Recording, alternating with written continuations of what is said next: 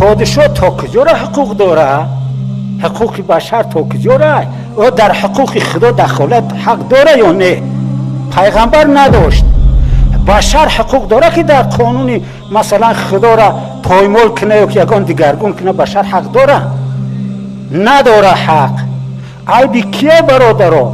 ما اهل اسلامیم. 90 چند درجه همه تاجیکستان به زبان خود گفته ایستادیم که ما الحمدلله مسلمانیم. بگه که ماشین در کار ما، خونه در کار ما، خب چی زندگی دارید؟ ما مرحمت خودت ارمیه برای خوب میخیز میرم.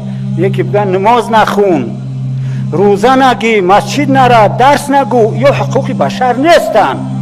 همه چیز ما بگیره برای که نگه همین مردک دروغ میگه یا که درویه، برای همه چیز ما بگیره. من روزی پروا ندارم. یکی در مقابل اسلامم انا همه جا شهادت در همه جا توغری میگیره، نه برای